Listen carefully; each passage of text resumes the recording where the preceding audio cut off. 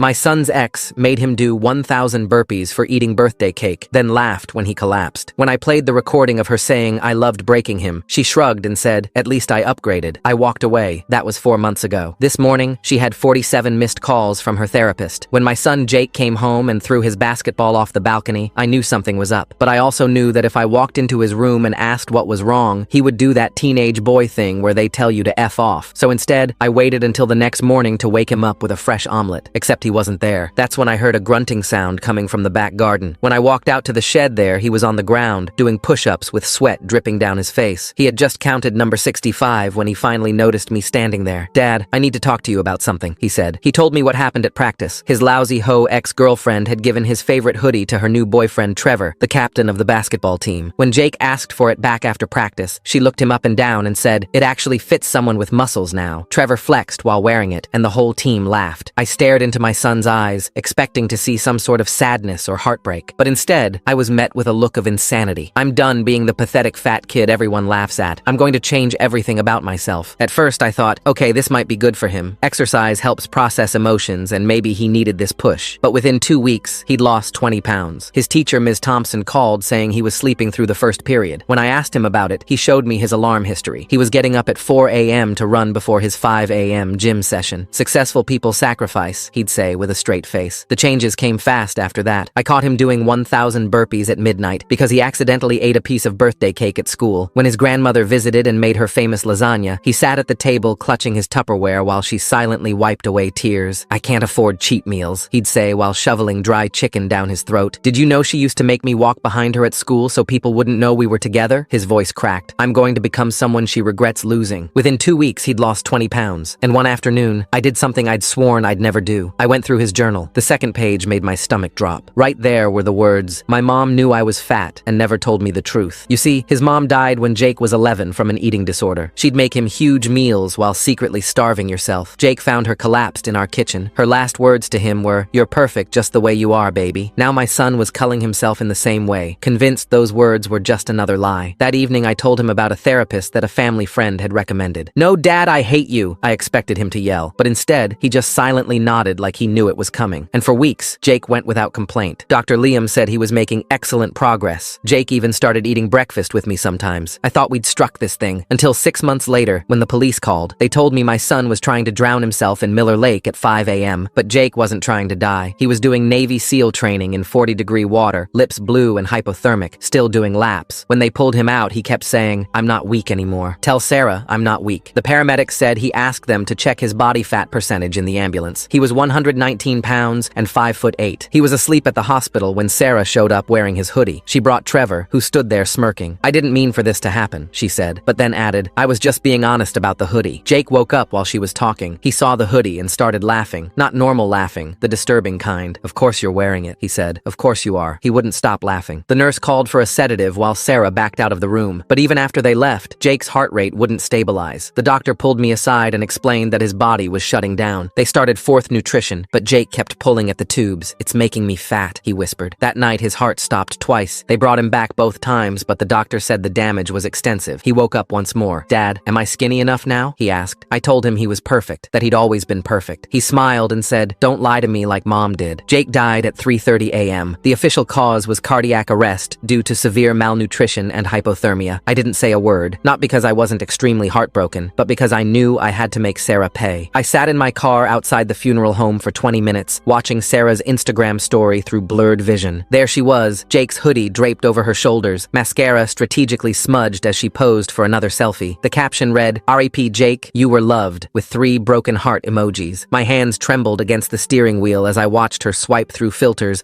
to find the most flattering one for her grief performance. The parking lot was nearly empty now. Most people had left after the service, but Sarah lingered with her friends, all of them taking turns hugging her while she clutched that hoodie like a prize. I noticed the dried ketchup stain on the left sleeve from Jake's last meal at home, when he'd finally agreed to eat a burger with me. That was 3 days before the lake. I stepped out of my car and walked toward them. Sarah saw me coming and pulled the hoodie tighter around herself, whispering something to her friends. They formed a protective semicircle around her. My voice came out steadier than I felt. I asked for the hoodie back. Just that, nothing else. Sarah's eyes welled up with fresh tears as she pressed the fabric to her face. She said it was all she had left of him, that she needed something to remember him by. Her friends nodded sympathetically, shooting me looks like I was some kind of monster. Trevor appeared from nowhere, stepping between us. Jake's former teammate, now Sarah's defender. He told me to get over it, that I needed to let people grieve in their own way. Behind his shoulder, I caught Sarah's expression shift for just a moment. The tears stopped. A small smirk played at the corner of her mouth. Then she leaned forward and whispered something I'll never forget. She said Jake had always wanted to look like Trevor anyway. The words hit me like ice water. I turned and walked back to my car without another word, but not before I saw her bury her face in Trevor's chest, the performance resuming for her audience. Jake's basketball coach intercepted me before I could leave. Coach Miller pulled me aside near the entrance, his face heavy with something that looked like guilt. He started talking about the hoodie incident at practice, how he should have stepped in when it happened. Then he mentioned something that made my blood run cold. This wasn't the first time he'd seen Sarah do this. She had a pattern, he said, a pattern of collecting trophies. I drove home in a daze, but by the next morning, the daze had crystallized into something sharper. I couldn't let this go. Not when Jake's death was already becoming her story to tell. The first time I saw her selling memorial bracelets was outside the school. She'd set up a little table with Jake's senior photo, the one where he was still healthy, still smiling. In memory of Jake, the bracelets read, $15 each. She was keeping the money. I watched from across the street as students lined up, eager to show their support. She'd even used his last Instagram photo without asking, the one I'd taken of him shooting hoops in our driveway just 2 months ago. My sister called that evening. She said people were worried about me, that I'd been acting strange since the funeral. Had I considered grief counseling? Maybe a support group? I realized then that Sarah had already started spinning her narrative, the grieving girlfriend and the unhinged father. I could see how this would play out. That night, I went through Jake's room more carefully. Behind his desk, wedged between old textbooks, I found a notebook I'd never seen before. My hands shook as I opened it. Page after page of dated entries. Not quite a diary, but something more methodical. He'd documented everything. Every cruel comment, every public humiliation, every time she'd made him feel worthless. The entries went back 8 months, starting just 2 weeks into their relationship. November 3rd, she said my laugh was embarrassing in front of her friends. December 18th, made me wait in the car during Emma's party because she didn't want people to see us arrive together. January 22nd, called me her practice boyfriend when she thought I couldn't hear. The next morning, Sarah's mother called. Mrs. Thompson's voice was carefully modulated, sympathetic but firm. She understood I was grieving, but Sarah was just a teenage girl who'd made some mistakes. We all say things we don't mean, and with college applications coming up, all this stress wasn't good for anyone. The threat was subtle, but clear. I created the anonymous social media account that afternoon. Nothing dramatic, just a place to document the truth. I started screenshotting Sarah's posts about Jake, comparing them to the cruel messages I'd found in his phone. The contrast was stark, her public grief versus her private cruelty. 2 days later, Trevor's parents invited me for coffee. The Millers were good people, and they looked uncomfortable as they sat across from me at their kitchen table. They were concerned about Sarah's influence on their son. Mrs. Miller had noticed changes in Trevor since he'd started spending time with her. Nothing they could put their finger on exactly, but something felt wrong. I kept digging. In Jake's backpack, I found more than just his calculator and study notes. Sarah had kept other things too. His team photo where she'd drawn hearts around Trevor's face, his AP physics notes that she was now using for her own class. She'd been posting these items on her Instagram stories as precious memories, but I noticed the price tags on some memorial items she was selling. She was profiting from my son's death in every way possible. Then Sarah's best friend Alexandra messaged me privately. She said she was scared of Sarah but couldn't prove anything specific. She'd watched Sarah destroy people before, but everyone always blamed the victim afterward. Alexandra deleted the message within minutes, but I'd already screenshotted it. My brother visited the following week. He sat in Jake's room with me, looking at the evidence I'd gathered. He suggested I needed to move on, that this obsession wasn't healthy. He mentioned that Sarah's family was considering a restraining order after the parking lot confrontation. The walls were closing in, but I couldn't stop, not when I kept finding more. In Jake's phone, buried in archived messages, I found texts between him and Sarah from when they were still together. She'd called him her practice boyfriend, directly to him, not just behind his back. The messages were dated during what should have been the honeymoon phase of their relationship. She'd been cruel from the very beginning. I started noticing Sarah with someone new at school events, another overweight boy from Jake's grade, David Chen. She posted photos of them at the gym together, captioned with motivational quotes about helping him transform his life. The pattern was repeating itself right in front of everyone. Work became impossible. During a presentation about brand transformation, I found myself staring at the slide, thinking about Jake's transformation. My boss suggested I take some time off. I agreed, but didn't tell him I was spending that time documenting everything. The school counselor was my next stop. Ms. Price listened politely as I laid out my concerns, but her response was predictable. Sarah was grieving in her own way. Teenagers process loss differently. Had I considered that I might be projecting my own guilt? I left her office when I realized her daughter Emma was one of Sarah's closest friends. I followed Sarah to the mall one Saturday. I'm not proud of it, but I needed to see. She tried on designer clothes for 2 hours, Jake's hoodie tied around her waist the entire time. She She laughed with her friends, took selfies, acted like any other teenage girl on a shopping trip, except she was wearing my dead son's hoodie like an accessory. The breaking point came when Jake's best friend Liam finally cracked. He'd been carrying guilt since Jake's death, and it all came pouring out over coffee. He forwarded me screenshots from a group chat called Drama King, where Sarah had shared Jake's most vulnerable texts. The messages were dated the night before Jake went to the lake. She'd been mocking his breakdown to their entire friend group while he was at his lowest point. Jake's grandmother noticed my obsession during Sunday dinner, but instead of discouraging me, she leaned in close and whispered that she'd seen Sarah laughing at the funeral. Not crying laughing, but actual laughter when she thought no one was looking. "That girl has empty eyes," she said, gripping my hand. The pattern became clearer the more I investigated. Sarah dated insecure boys, built them up just enough to gain their trust, then systematically destroyed them while keeping trophies of her conquests. It was sport to her. Then Nicholas reached out. Sarah's ex-boyfriend from freshman year had seen my memorial post for Jake. He warned me that Sarah destroys people for fun and that Jake wasn't her first victim. He'd spent years in therapy after their relationship. He'd been too scared to warn others, but Jake's death had shaken something loose in him. I screenshotted everything. Every post where Sarah profited from Jake's death, the GoFundMe that raised $8,000, the memorial merchandise she sold through her Etsy shop, the sponsored posts from fitness brands capitalizing on her tragic story. She was making more money from his death than Jake had ever made at his part-time job. Sarah's mother called again, this time with explicit threats about harassment charges. But that same night, Trevor's mother texted me secretly. "Keep digging," was all she said. The final revelation of this phase came from Liam again. He admitted that Sarah had made him deliver cruel messages to Jake, things she wanted to say but needed plausible deniability for. He thought it was just relationship stuff, normal teenage drama. He hadn't realized he was being used as a weapon against his best friend until it was too late. Sarah started a grief support group at school the following Monday. I watched from my car as she stood at the entrance, wearing Jake's hoodie like armor, greeting students with practiced tears. She positioned herself as the victim of toxic masculinity, explaining how Jake's obsession with appearance had destroyed them both. The other students nodded sympathetically, unaware they were being recruited into her narrative. I recognized her tactics immediately from Jake's journal. First came the isolation. She'd separate her target from friends who might intervene. Then the gaslighting would begin, making them question their own perceptions. Finally, she'd keep a trophy from each conquest, a physical reminder of her victory. Jake had documented it all with the precision of someone trying to prove he wasn't going crazy. The school janitor found me sitting on the bleachers after everyone had left. Mr. Rodriguez had worked there for 20 years and seen everything. He sat down beside me and mentioned he'd witnessed something the day before the hoodie incident. Sarah and Trevor had been in the empty gym, planning the whole thing. They'd been laughing about how they would break Jake in front of everyone. Mr. Rodriguez hadn't thought much of it at the time, just kids being kids. Now he couldn't stop thinking about it. I tried warning David Chen's parents the next afternoon. They thanked me politely, but explained their son needed the confidence boost a pretty girlfriend provided. David had already lost 30 pounds in just 3 weeks. They saw it as positive motivation. I left their house knowing I'd failed to protect another boy from Sarah's games. My documentation grew more detailed. I created timelines showing how Sarah exploited Jake's death for her college applications. She'd written essays about losing her first love to toxic diet culture, positioning herself as an advocate for body positivity. The irony made me physically sick. She posted excerpts on social media, fishing for sympathy and scholarship opportunities. A girl named Melissa contacted me through the anonymous account. She'd gone to middle school with Sarah and remembered a similar incident. A boy named Kevin had attempted sewer slide after Sarah's systematic destruction of his self-esteem. Sarah had called it being honest about his appearance. The school had hushed it up, and Kevin's family moved away. Sarah kept his Letterman jacket as a trophy. I maintained my composure at school events, documenting Sarah's behavior while appearing to have moved on. Other parents began noticing patterns once I subtly pointed them out. The way Sarah would loudly comfort David Chen about his weight in public, while her friends snickered behind their hands. How she'd post unflattering photos of him with captions about loving him despite his flaws. Sarah announced a memorial fundraiser for what would have been Jake's birthday. She planned to donate the proceeds to an eating disorder foundation, she claimed. I knew the truth. She needed money for her spring break trip. The fundraiser would legitimize her victim status while funding her vacation. I had to act before she profited further from my son's death. David Chen's sister reached out to me in desperation. She'd found her brother doing midnight runs in their neighborhood, pushing himself despite chest pains. He'd started weighing himself multiple times per day and hiding food in his room only to throw it away later. The same pattern Jake had followed. She begged me to help before it was too late. Sarah's mask slipped during an incident at a local restaurant. A server mentioned Jake while taking their order, and Sarah snapped. She complained loudly about people not letting her move on, causing a scene that made Trevor visibly uncomfortable. For just a moment, other diners saw the real Sarah, not the grieving girlfriend, but an irritated teenager angry that her meal had been interrupted by an inconvenient memory. She She approached me the following week with an offer to co-host the memorial fundraiser. She thought it would show the community we'd healed and moved forward together. When I declined, her expression hardened. She warned that she'd make the event about toxic parenting if I didn't cooperate. The threat was clear: play along or be painted as the villain in her story. Her inner circle began fracturing when Alexandra caught Sarah practicing grief faces in the bathroom mirror. Sarah had been rehearsing different expressions of sorrow, testing which looked most convincing. Alexandra took a video before Sarah noticed her. The betrayal in Alexandra's eyes was evident as she realized her best friend's grief was just another performance. I discovered more lies when Trevor's friend Tyler shared old text messages. Sarah had been planning to take Jake's hoodie weeks before their breakup. She'd told Trevor it would be hilarious to see Jake beg for it back. The humiliation had been premeditated, orchestrated for maximum damage. Tyler felt guilty for not speaking up sooner, but had been afraid of becoming Sarah's next target. Sarah's control was limited to the school's social hierarchy and parents who enabled her behavior. She couldn't manipulate evidence or silence everyone who'd witnessed her cruelty. Her power came from people's reluctance to challenge a grieving teenager, but that protection was wearing thin as more victims emerged. Coach Miller had kept old security footage from the gym that he'd forgotten existed. When I convinced him to review it, we found clear video of Sarah directing Trevor on how to humiliate Jake. She'd choreographed the entire scene,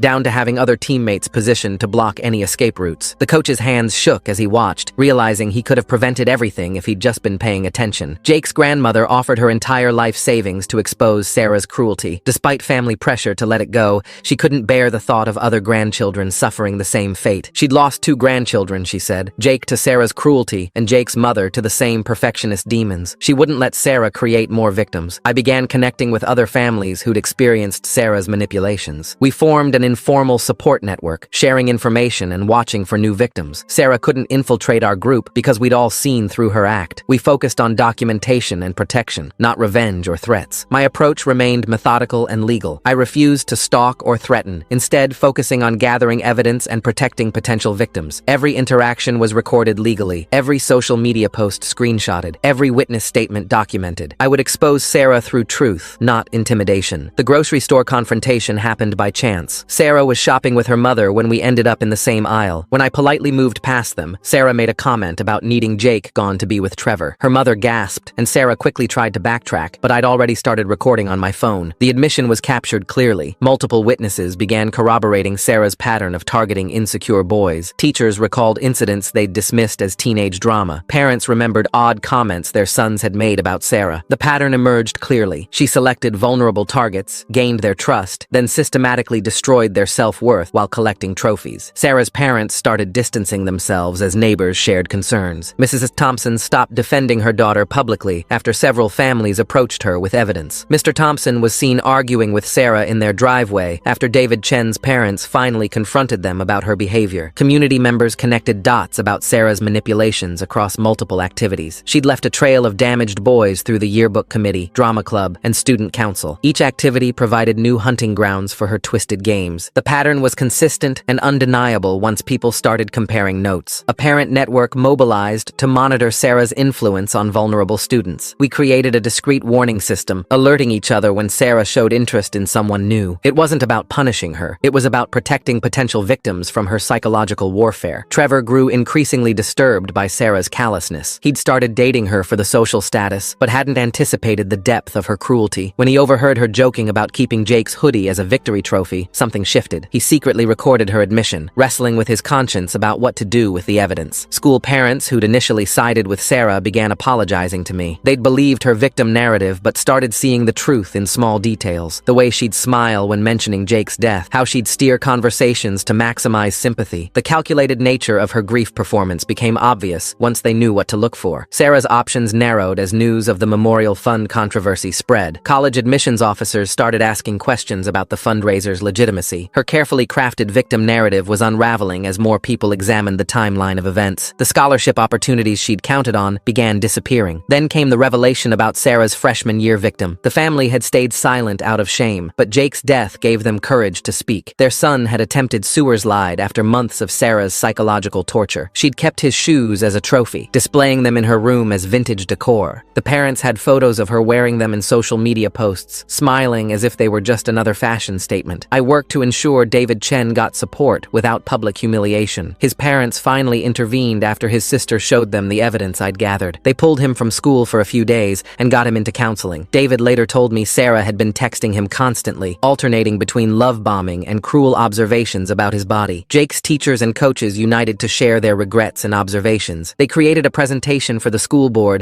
about recognizing signs of psychological abuse among students. Mrs. Thompson from English class admitted she'd noticed Jake's essays growing darker, but hadn't connected it to Sarah's influence. Coach Miller vowed to pay closer attention to team dynamics. Sarah's attempts to craft a new narrative failed as too many people compared notes. She tried claiming she was being bullied for grieving differently, but the evidence was overwhelming. Her social media posts contradicted her public statements. The timeline of her relationship with Trevor proved she'd been planning Jake's humiliation for weeks. Mrs. Miller witnessed Sarah mocking Jake's death during a sleepover at her house. She'd been bringing snacks to the girls when she overheard Sarah laughing about upgrading from Jake to Trevor. The other girls looked uncomfortable but laughed along, afraid of becoming targets themselves. Mrs. Miller stood frozen in the hallway, realizing the depth of Sarah's sociopathy. My reputation in the community slowly rebuilt as people recognized my restraint and focus on protection rather than revenge. I attended school board meetings, shared documentation with administrators, and worked within the system to create awareness. The angry, unhinged father narrative Sarah had tried to create didn't match the methodical advocate people saw. Alexandra finally found the courage to share more evidence. She provided screenshots of Sarah's college essay drafts dated 2 weeks before Jake's death. Sarah had been writing about losing someone to an eating disorder before Jake even went to the lake. The premeditation was chilling. She'd been crafting her victim story while actively driving Jake toward destruction. Jake's birthday approached, and I knew I had to act before Sarah's theatrical memorial performance. She'd planned a candlelight vigil with speeches about body positivity and toxic masculinity. The hypocrisy was unbearable. She intended to profit from the very insecurities she'd weaponized against Jake. The community began recognizing Sarah's pattern of targeting vulnerable boys for narcissistic supply. She fed off their destruction, collecting trophies and stories she could later use for sympathy and attention. Parents started discussing how to protect their children from predators who operated through emotional manipulation rather than physical abuse. I realized victory wouldn't come from destroying Sarah, but from preventing her from creating more victims. The goal shifted from revenge to protection. Every family warned, every potential victim saved. That would be Jake's true legacy. Sarah might never face legal consequences, but she could be exposed and isolated from vulnerable targets. When Sarah tried to provoke me at a school event, I responded with calm grace. She made cutting remarks about Jake's weakness, trying to elicit an angry response that would support her narrative. Instead, I simply documented her words while maintaining composure. The crowd saw through her act, recognizing the cruelty beneath her performance. The school board privately acknowledged concerns about Sarah's influence on vulnerable students. While they couldn't take official action without clear policy violations, they began discussing ways to address psychological bullying. Administrators started training teachers to recognize predatory behavior patterns among students. Truth prevailed as multiple families shared similar experiences. The stories were heartbreakingly consistent. Vulnerable boys targeted, systematically broken down, and discarded once Sarah had extracted maximum entertainment from their suffering. Parents who'd been too ashamed to speak up found strength in numbers. Sarah's memorial fundraiser faced cancellation after organizers learned about her trophy collecting. Someone leaked a photo of her posing with Jake's hoodie